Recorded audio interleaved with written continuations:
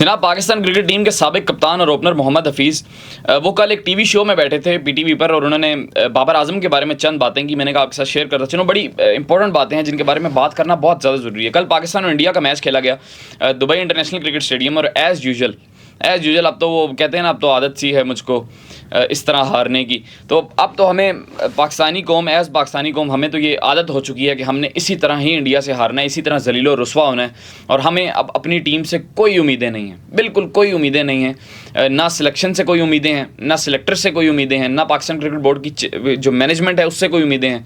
और प्लेयर्स का तो मैं बहुत कम कसूर मानता हूँ, क्योंकि जिस लेवल से ये उठ कर आते हैं, जिस ग्रास रूट लेवल से इन प्लेयर्स को उठाया जाता है, वहाँ पर उनकी डेवलपमेंट पर काम नहीं हो रहा।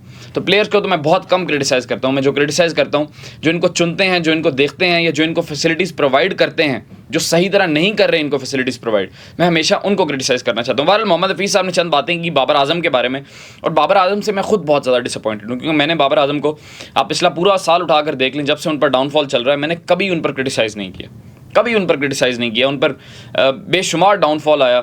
जब उनको इंग्लैंड की सीरीज़ से निकाला गया तब भी मैंने एक वीलॉग किया कि यार मिडवे आपका एक स्टार है, आप उसकी रिस्पेक्ट इस तरह करें कि आप उसको सीरीज़ से पहले बोल देंगे यार हम आपको रेस्ट देना चाहते हैं, आपको सीरीज़ नहीं खिलाएंगे, आप ये या डोमेस्टिक सीज़न उस टाइम स्टार्ट था आप वो खेलें, या आप प्रॉपर क्रिकेट से दूर होकर रेस्ट करें। लेकिन आपने एक टेस्ट मैच खिलाया, पाकिस्तान हारा, आपने Midway test series Babar Azam को बाहर निकाल दिया। मैं उस पर भी बोला था, अगर आपको याद हो। फिर फ़खर जमान ने उस पर ट्वीट किया जिस पर इतना मसला बना फ़खर जमान के साथ, तो मैंने कभी उनको क्रिटिसाइज़ नहीं किया। But this is a high time now कि बाबर आजम को क्रिकेट से थोड़ा सा अलहदगी इख्तियार कर लेनी चाहिए।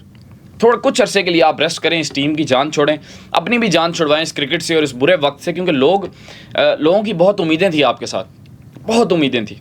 कल हम लाइव स्ट्रीमिंग में एक बात कर रहे थे, हमारा पैनल बैठा था, उनमें से सैयद अतीब हुसैन शाह साहब ने एक बात की कि यार हमारी कौम एक बंदे को जब इतना देवता मान लेती है ना, बुत बना लेती है और फिर उसकी पूजा करती है, जब उससे कुछ नहीं होता तो फिर वो जो सारी नेगेटिव एनर्जी है पूरी कौम की फिर उस बंदे पर जाकर लगती है और बस उस पर फिर ऐसी आती है कि वो परफॉर्म नहीं कर पाता, क्योंकि वो इतने प्रेशर में होता है ना।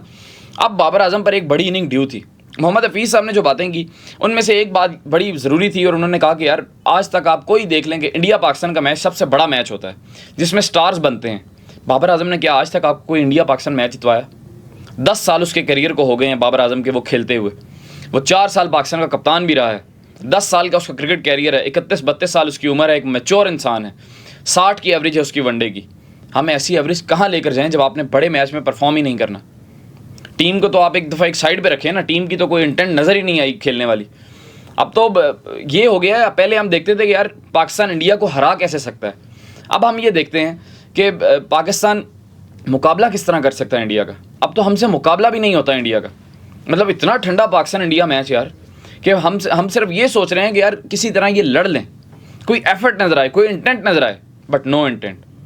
और हफीज़ साहब ने यही कहा कि यार बाबर आजम ने कोई एक इंडिया पाकिस्तान मैच पाकिस्तान को जितवाया हो, कोई एक मैच। हाँ 2021 वाला मैच आप कहेंगे कि बाबर आजम ने जितवाया था, नहीं सर, बाबर आजम ने नहीं जितवाया था। वो रिजवान और बाबर की एक पार्टनरशिप अच्छी लगी थी जिसकी वजह से पाकिस्तान वो मैच जीता था। बाबर आजम ने मैच जितवाया हो या किसी भी प्लेयर ने मैच जितवाया हो, वो इस सिचुएशन में काउंट होता है कि टीम के 4-5 आउट हैं, आपने 300। अब न्यूजीलैंड के खिलाफ जिस तरह बाबर ने इनिंग्स खेली, 90 बॉलों पर 50 रन उन्होंने किए, वहाँ से बाबर पाकिस्तान को मैच जितवाते तो मैं मानता कि ये बाबर आजम ने पाकिस्तान को मैच जितवाया। इस तरह का कोई मैच कभी बाबर आजम ने हमें जितवाया नहीं जितवाया। फिर हफीज़ साहब ने कहा कि क्या सेना कंट्रीज़ में जाकर बाबर आजम के पास इंग्लैंड में जाकर कोई मैन ऑफ द सीरीज़ है? नहीं है।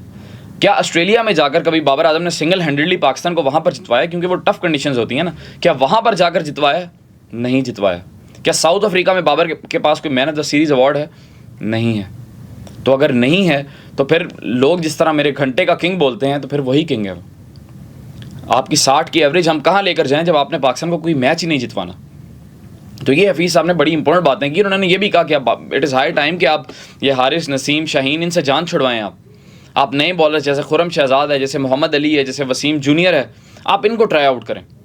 आप छोड़ दें इन लोगों पर बैंक करना कि यार ये पाकिस्तान को मैच जितवाएंगे, आप इनको साइड पर करें। कामरान अकमल ने कल एक बड़ी इंपॉर्टेंट बात की। उन्होंने कहा कि 2003 में जब हम इंडिया से हारे थे तो 9 लड़के टीम से चेंज हुए थे, 9 लड़के। अब आप देखें कि इनको कोई पूछने वाला ही नहीं है। यही टीम अगला मैच भी खेलेगी और यही टीम, आप 2025 में एशिया कप भी होना है, यही टीम खेल रही होगी।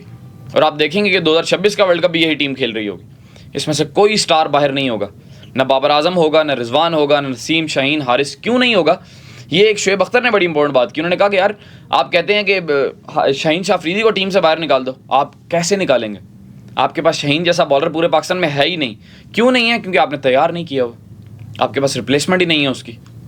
तो ये पाकिस्तान टीम बुरी तरह ट्रोल हो रही है, ना सिर्फ इंडियन से, अपनों से भी ट्रोल हो रही है। और जैसे मोहम्मद यूसुफ साहब ने कहा कि दिल खून के आंसू होता है अब ये देखकर कि यार कोई मुकाबला ही नहीं है। पहले बात होती थी कि पाकिस्तान इंडिया को हराएगा या किस तरह हराएगा, अब बात होती है कि पाकिस्तान क्या इंडिया का मुकाबला भी कर सकेगा। बहरहाल जनाब, ये हफीज़ साहब ने कहा, इस पर आपकी क्या राय है? आप कमेंट सेक्शन में ज़रूर लिखिएगा। बहुत शुक्रिया।